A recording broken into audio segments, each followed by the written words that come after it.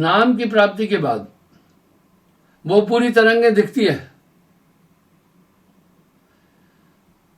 अंधकार की वृत्ति है, पहला अज्ञान, उससे अज्ञान उत्पन्न हो जाएगा पक्का। अज्ञान से फिर संशय, अज्ञान से संशय उत्पन्न होगा, शंका, पता नहीं आगे क्या है। संशय से भय की उत्पत्ति होगी और भय से दुख होगा। आप रोशनी में चल रहे हैं, सभी चीजें देख रहे हैं, अंधकार में वस्तु बोध नहीं होगा तो आपको भय तो होगा ही होगा, शंका हो ही होगी। ये सब अंधकार से उत्पन्न हुई। गोस्वामी जी इस अंधकार पर यूं कह रहे हैं, जीव हृदय तम मोह विषेकी। जीव के हृदय में अंधकार विशेष है और इस अंधकार को ब्लैक मैटर भी वैज्ञानिक मान रहे हैं। और वो यूं कह रहे हैं, the black matter is the best of the creation. They reach up to the black matter, but they don't know where from the black matter has come. नहीं पता है ब्लैक मैटर कहां से आया। वो आकाश तत्व की उत्पत्ति तो शून्य से है और शून्य निरंजन है, इसलिए पूरी सृष्टि उससे है। वो सृष्टि का अधिष्ठा है। उसी शून्य से आकाश तत्व की उत्पत्ति होती है। आकाश से फिर वायु उत्पन्न होती है, वायु से फिर जल उत्पन्न होता है, अग्नि, अग्नि से फिर जल, जल से पृथ्वी। इस तरह संरचना है। उन सबको होल्ड वही कर रहा है। जैसे पूरे पंजाब में नहरों का जाल है, नदियों पर उन्होंने डैम बनाए हुए हैं,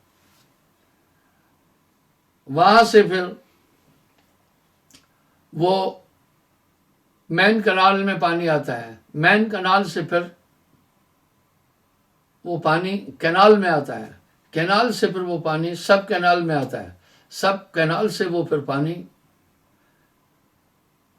डिस्ट्रीब्यूटरियों में आता है, डिस्ट्रीब्यूटरियों से फिर वो ट्रिब्यूटरी में पानी पहुंचता है, तब आपके खेत में पहुंचता है। इसी प्रकार आत्मा की ऊर्जा और मन का नियंत्रण पूरी बॉडी पर है।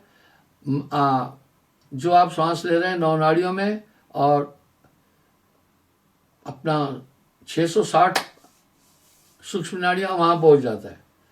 यानी ये पूरी संरचना मन की है। जो आपके यहाँ पूरा पानी पहुंचा, वो पानी का स्रोत था नदी। नदी में ही उस पानी को डैम किया गया। इस प्रकार से संतो तन खोजा मन पाया, तन ही मन है, इंद्रिय मन है, ये सब उसकी अनुचर है। उसी तरह फिर ये पूरी सृष्टि हुई। आत्मदेव इसमें बंधा हुआ है। बस 2 बात में बात खत्म है। आत्मा अज्ञान के कारण अपने आप को मन समझ रही है, इसलिए तो धर्मशास्त्रों में आत्मज्ञान को कहा मोक्ष प्राप्त हो जाता है। और आत्मज्ञान में बाधक भी आपका मन है। इसलिए साहब वाणी में बड़ा स्पष्ट कह रहे हैं, तेरा बैरी कोई नहीं, तेरा बैरी मन। तो नाम की ताकत के बाद मन ऑन स्क्रीन आ जाता है। बिल्कुल मन पूरा पूरा दिखता है। जैसे आप देखें, एक शासक, एक प्रधानमंत्री या मुख्यमंत्री अपने पूरे राज्य और सूबे पर हुकूमत करता है। फिर उसकी कैबिनेट में मंत्री है, वाह, सेम तो वैसा ही सिस्टम है। फिर उनके बाद बड़े ऑफिसर हैं, सेक्रेटरीज हैं, कहीं होम सेक्रेटरी हैं, कहीं फाइनेंशियल सेक्रेटरी हैं। इस तरह से फिर उनके अधीनस्थ और छोटे अधिकारी हैं। फिर उसके नीचे फिर और वर्कर हैं। ये पूरा सिस्टम बॉडी में 33 कोटि देवता भी इस शरीर में रहते हैं। खेल ब्रह्मांड का पिंड में देखिया में साहब ने इसका पूरा निरूपण किया है। तो बंधुओं, उसके बाद फिर जब नाम से हृदय कह रहे हैं, चाहे कोटिन योग आराधे प्राणी, कितनी भी चेष्टा करे, आपके पास संसाधन नहीं है। अगर आप चाहें कि मैं उड़ूं, आप नहीं उड़ पाएंगे। आप उड़ पाते हैं 10 से 12 फीट, 7 से 8 फीट। जब आप जंप लगाते हैं लंबा, उस समय आपके पैर जमीन पर नहीं है,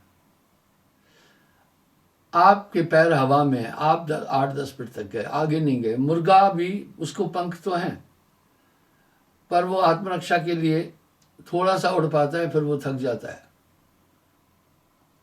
तो जीव के पास परमात्मा तक जाने का संसाधन है ही नहीं है।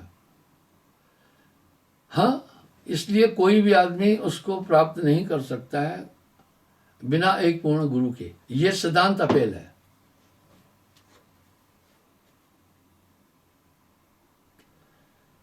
घृत बर मिलह बारी के मथते, गोस्वामी जी के घृत घी को कहते हैं, बाहरी जल को कहते हैं। सिकता से बरु तेल, सिकता रेत को कहते हैं, उससे तेल भी हो जाए। ब्रह्म प्रभु भक्ति बिना भव न तरे, यह सिद्धांत अपेल। बिना गुरु के आप इस संसार सागर से पार नहीं हो सकते। आपके पास सिस्टम नहीं है। इसलिए साहब कह रहे कितने तपसी तप कर डारे, काया डारी गारा, ग्रह छोड़ भय सन्यासी तेऊ न पावत पारा। उस नाम दान की शक्ति से वो हृदय को प्रकाशित कर देता है। कैसा? वैसा ही मैं आपको एक उदाहरण देता हूं। वैज्ञानिकों ने बड़ा एक अच्छा संसाधन अपनाया। 2 चीज is everywhere, 1 light and heat. ये पूरे ब्रह्मांड में हर जगह है। घोर अंधकार में भी प्रकाश है। 0 डिग्री तापमान जहां है, -डिग्री में भी तापमान है। इसलिए टेम्परेचर लिखते हैं -50 डिग्री, यानी वो भी टेम्परेचर है। इस तरह उन्होंने क्या किया, इंफ्रारेड सिस्टम से दूरबीनें बनाई है। वो क्या करती है? कमाल करती है। कुछ कैमरे हैं 1-1 करोड़ रुपए के हैं, और अमेरिका में बहुत ऐसे कैमरे हैं। उनके लेंस भी बड़ी कीमती है। 50-50 लाख के लेंस भी है, 20-20 लाख रुपए के लेंस भी है। उनमें खूबी है। इस तरह वैज्ञानिकों ने एक दूरबीन बनाई, बाइनोकुलर बनाया, मेरे पास भी है। आंख से कई गुना ज्यादा देखता है। कभी कभी मैं अपनी बिल्डिंग के ऊपर दूर तक देखता हूं, बड़ी साफ चीजें दिखती हैं जो आंखें नहीं देख पाती। वो लेंस, उनमें लेंस ऐसे लगे। इस तरह उन्होंने एक इंफ्रारेड सिस्टम से कैमरे बनाए। वो क्या करते हैं, यानी light and heat is everywhere, every time. वो उसको संग्रहित करके एक्सप्लाइट करती है, हजारों लाखों गुना बढ़ा देती है। अंधेरे में भी आदमी साफ दिखता है।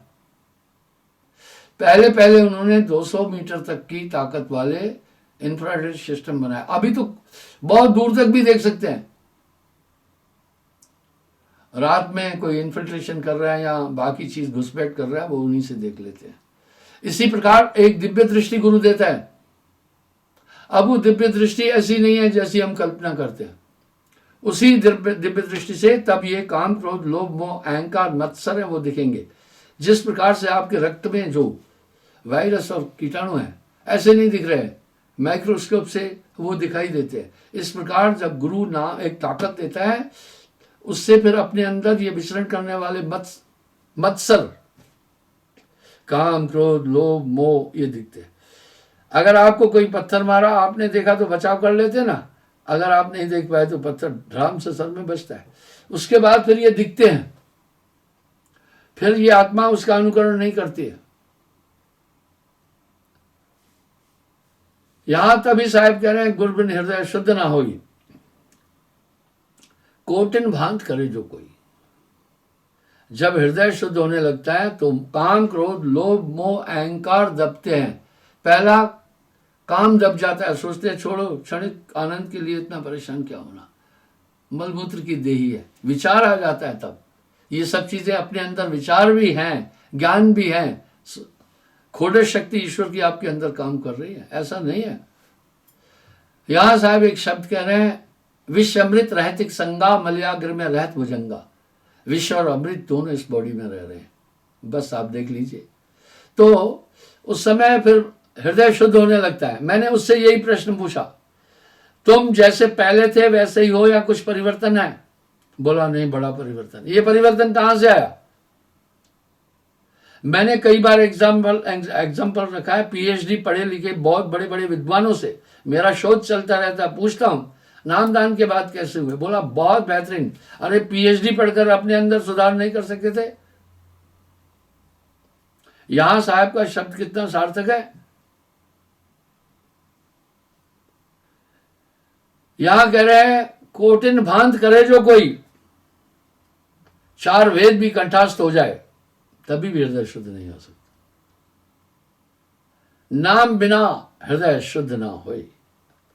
किसी भी प्रकार से नाम के बिना हृदय शुद्ध नहीं होगा। इसलिए यहां साहब एक शब्द कह रहे हैं यहां सदगुरु बिना कोई मोक्ष का दाता नहीं। अगर गुरु को इतना उत्तम पद दिया तो वो इसलिए दिया है। समुद्र का पानी आपके लिए अद्रव है। समुद्र का पानी आपके लिए अद्रव है, उसका आप प्रयोग नहीं कर सकते हैं। एक बार 70 लोग समुद्र में प्यास से मरे थे। साहब भी कह रहे हैं, पानी माए नीम मरे प्यासी, क्योंकि वो साल्टेड वाटर है। अगर आप उसको पिएंगे लीवर डैमेज कर देगा, लीवर डैमेज हो जाएगा। लोग पता नहीं क्यों नहीं समझते, नमक इतना खाते हैं कि पूछो मत। साल्ट का यूज बहुत डेंजर है। 2 साल्ट है, खनिज और एक स्वाभाविक भी है पदार्थों में। सब में साल्ट की मात्रा कुछ न कुछ है। तो इस प्रकार से जब इंसान गुरु भक्ति करता है, यूं कहना चाह रहे हैं हम कि आप प्राकृतिक नेचुरल साल्ट का अधिक इस्तेमाल करो और कृत्रिम नहीं। जब इंसान गुरु भक्ति करता है, हृदय पक्का प्रकाशित हो जाएगा, एक ताकत आ जाती है। ये सब स्क्रीन पर दिखने लगेंगे। काम साफ दिखेगा, क्रोध दिखेगा, आपके पास आएगा। किससे देखोगे? उस आंख से। गुरु ये दिव्य दृष्टि देता है। अब यहां समाज में कहा भी जाता है गुरु एक अंदर की आंख देता है। अंदर की आंख कोई ऐसी नहीं है जैसे हमारी भौतिक की आंख है। वो तभी तो गोस्वामी जी कह रहे हैं, श्री गुरु पद नख गणमण ज्योति सुमृत दिव्य दृष्टि ही होती। ही हृदय को कहते हैं। बोला उसके स्मरण मात्र से हृदय की दिव्य दृष्टि खुलती है। दिव्य दृष्टि खुलने से ये मत्सर जो शरीर के अंदर निवास करते हैं साफ दिखते हैं। तो मैंने कहा अपने अंदर जो आपने नामदान के बाद परिवर्तन अनुभव किया, थोड़ी व्याख्या करो। बोला गुरुजी पहले जो गुस्सा आता था विध्वंस मचाते थे। इसका मतलब है जो दुश्मन आत्मा को बांधे कमजोर हो रहे हैं। बोला गुरुजी काम वासना भी बहुत अधिक थी, अब उस तरफ ध्यान नहीं जाता है। मैं बोला यही वैराग, संसार के पदार्थों के प्रति अट्रैक्शन कम हो गया, वैराग्य हो गया। गोस्वामी जी ऐसे ही नहीं बोल रहे हैं, भक्ति स्वतंत्र सकल गुण खानी, सद्गुणों की उत्पत्ति हो जाती है, विचार आ जाता है, ज्ञान आता है, विवेक आता है। बोला पहले हिंसक था मैं, अभी जीव हिंसा नहीं कर रहा हूं। Very good. शास्त्रों में आता है जो आदमी शाकाहारी है उसे तीर्थ करने की आवश्यकता नहीं है। संसार का सबसे बड़ा पाप है, झूठ तो है ही, मांसाहार, किसी जीव को मारना। सभी तो अपने बच्चों से बहुत प्यार करते हैं, सभी मित्रता भी करते हैं। आप नेट पर एक चीज देखना, आप हैरान हो जाएंगे। एक शेरनी बच्चे को दूध पिला रही थी। एक बंदर ने शेरनी के पयोधर से उस बच्चे को उठाया और लेकर यूं दिखाया। आप सोचें, शेरनी ने ऐतराज ही नहीं किया। शेरनी ने कोई ऐतराज नहीं किया। यानी आत्मदेव का जलवा, सब में तेरा जलवा समा रहा है। जिधर देखता हूं उधर तो ही यानी हित अनैत पशु पक्षी जाना। तो मित्रासन भाव आ जाता है, परमार्थी भावना आ जाती है। इस पर ही तो साहब ने कहा, काग पलट हंसा कर दीना, ऐसा नाम सदगुरु में दीना। पूरी वृत्तियां बदल जाएगी, पूरी वृत्तियां बदल जाएगी। मैंने कहा लगा, बोला हाँ, और क्या चाहते हो? स्वेच्छा निर्मित तन, अब जगत में आने की इच्छा है क्या? बोला बिल्कुल भी नहीं। जगत के पदार्थों से इच्छाओं का निराकरण हो गया। यहां साहब कह रहे हैं चाह मिटी चिंता मिटी, मनवा वे बेपरवाह, वही शान शाह जाको नहीं शाह। और क्या बोला? बस गुरुजी ये तो पक्का है कि अब जन्म नहीं लेना है मैंने, और संसार के पदार्थों से उपराम हो गया हूं। नानक देव जी क्या फरमा रहे हैं? जय विषया सगली तजी, जग से भयो उदास, कह नानक सुन रे मना, ताकत ब्रह्म निवास। ये ताकत गुरु देता है। अगर गुरु की इतनी बड़ी असुरत है तो भैया उसके पीछे एक बैकग्राउंड है। हम कह रहे हैं माता पिता पूजनीय है, वाह। अब यहां बात आई मां की, पिता का नाम दूसरे नंबर पर आ रहा है। पिता माता कोई नहीं बोल रहा है, माता पिता। आपके जीवन में, आपके पोषण में माता पिता का 9 गुना ज्यादा बाप से हिस्सा है। इसलिए गुरु को परमात्मा से ऊपर कहा तो इसका कुछ कारण है। मां को अगर सबसे ऊपर रख दिया तो कुछ कारण है भाई। ठीक है, पिता का एक शुक्राणु था, उसको पोषित कौन किया? मां ने तो किया, नहीं तो मर जाना था। रक्त दिया और अपने खून से उसको विकसित करती गई, जन्म दिया, फिर पयोधर का दूध पिलाया, मल मूत्र उठाया। बाप थोड़ी उठा रहा है। बच्चा अगर कहीं टूल कर देगा तो बंदा अपनी औरत को डांटता है, जल्दी उठाओ इसको साफ करो, वो खुद नहीं करता है। तो ये मां का रोल। इस तरह गुरु को परमात्मा से बड़ा कहने का अभिप्राय है। यहां समुद्र का जल आपके लिए अद्रव्य है, कहीं भी प्रयोग में नहीं आएगा। पियोगे लीवर फट जाएगा। लेकिन अभी वैज्ञानिकों ने एक सिस्टम निकाला है। इस समय पेयजल की पूरी दुनिया में कमी हो रही है। उन्होंने सिस्टम निकाला इसी पानी को परिशोधित करें। प्रेरणा कहां से मिली? बादलों से मिली कि जब एक बड़वा नल की प्रक्रिया द्वारा यही पानी समुद्र का ही उठता है और ये मीठा हो जाता है, तो हम क्यों नहीं कर सकते? तो वैज्ञानिकों ने बड़वा नल वाली प्रक्रिया लघु रूप में यही शुरू की। इसलिए कई देशों में अभी समुद्र के पानी को परिशोधित करके पीने योग्य बनाया। लेकिन जब तक वो पानी को परिशोधित नहीं किया, पीने के योग्य नहीं। अगर आप पिएंगे आपका लीवर फट जाएगा। आप मत देखना फिल्मी दुनिया वालों को कि बीच पर किनारे पर जाकर के नहा रहे हैं।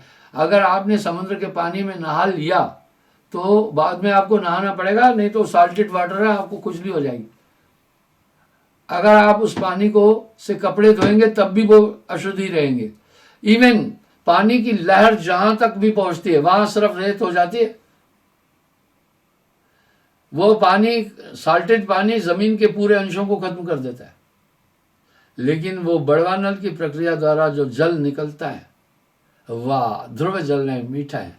इस तरह साहब कह रहे हैं, काग पलट हंसा कर दीना, ऐसा नाम सदगुरु में दीना। अभी धीरे धीरे ये सिस्टम आएगा।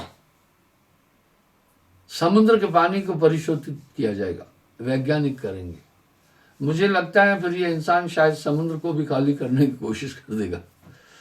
आइए, तो बंधुओं, इस प्रकार मैंने उसको फिर बोला गुरुजी इतना तो है, इतना शांत, इतना कंसंट्रेट हूं मैं, चेतन हूं, सभी चीज समझ रही, लेकिन कृपा करो कुछ अंदर की दुनिया दिखाओ। अरे यही तो अंदर की दुनिया है, अंतःकरण आपका शुद्ध हो रहा है। मैं लोगों को कह रहा हूं, जब आप ध्यान में बैठे, एक कल्पना लेकर कभी नहीं बैठना कि अभी कुछ देखूंगा, तुम्हारा ध्यान हुआ। बस आप जब भी ध्यान में बैठें तो उस समय आप ये देखें आप एकाग्र हैं कि नहीं, आपके मन की तरंगों को आप रोक पा रहे हैं या नहीं।